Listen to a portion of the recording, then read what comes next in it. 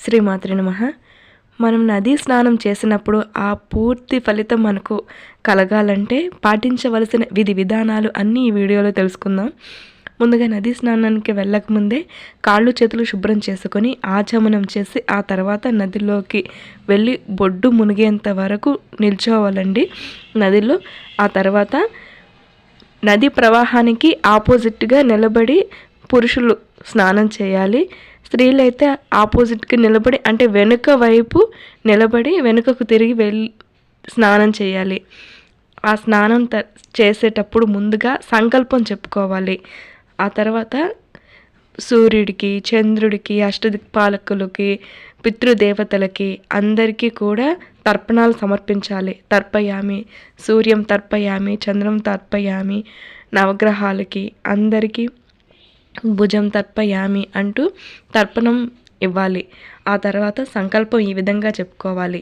ముందుగా శుక్లాంబరధరం విష్ణుం శశివర్ణం చతుర్భుజం ప్రసన్నవదనం ధ్యాయేత్ సర్వవిఘ్నోపశాంతయే మమ ఉపాత్త సమస్త దురితిక్షద్వారా శ్రీ పరమేశ్వర ప్రీత్యర్థం శుభే శోభనే ముహూర్తే శ్రీ మహావిష్ణురాజ్ఞయ శ్రీ శివశంభోరాజ్ఞయ ప్రవర్తమానస్య అద్య బ్రహ్మణః ద్వితీయపరార్తే శ్వేతవరాహకల్పే వైవసతమన్వంతరే కలియుగే ప్రథమపాదే జంబూద్వీపే భరతవర్షే భరతఖండే మేరుహ దక్షిణ దిగ్భాగే.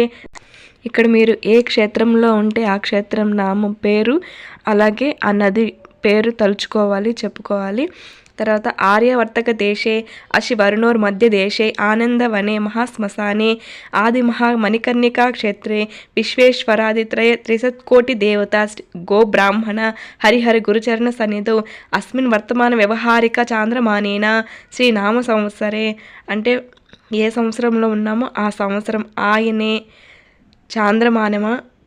చాంద్రమానేనా అంటే మనము తెలుగు వాళ్ళం కాబట్టి చాంద్రమానేనా అని చెప్పుకోవాలి. తమిళులు అయితే సౌరమానేనా అని చెప్పుకుంటారు. ఏ ఋతువులో ఉన్నామో ఆ ఋతువు చెప్పుకోవాలి. శుభమానే శుభపక్షే, పక్షము అంటే శుక్లపక్షము లేదంటే కృష్ణపక్షము అని చెప్పుకోవాలి. శుభతిథౌ ఆ రోజు ఏ తిథి ఏ వాసర అంటే ఏం తిథి అంటే ఉదయమా మధ్యాహ్నమా సాయంత్రమా వాసరహ.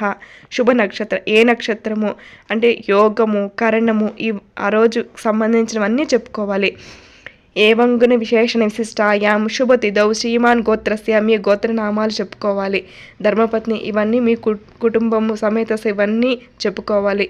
ఉపాత్త సమస్త దురితిక్షద్వారా శ్రీ పరమేశ్వర ప్రీత్యర్థం శ్రీమన్నారాయణ ప్రీత్యర్థం క్షేమస్థైర్య ధైర్య విజయ అభయ ఆయు ఆరోగ్య అష్టైశ్వర్య సిద్ధ్యర్థం అభివృద్ధ్యర్థం ధర్మార్థ కామమోక్ష చతుర్విధ పురుషార్థ ఫల సిద్ధ్యర్థం శ్రీ ఉమామహేశ్వర పాదార విందేన అఖండ భక్తి సిద్ధ్యర్థం శ్రీ అన్నపూర్ణ విశాలాక్షి సహిత విశ్వనాథ ప్రీత్యర్థం మధ్యాహ్నిక సమయే మణికర్ణికా స్నానం కరిష్యే అని చెప్పుకొని ఆ తర్వాత 3 మునకలు తల మునిగేలాగా 3 మునకలు నదిలో మునిగి వేయాలి.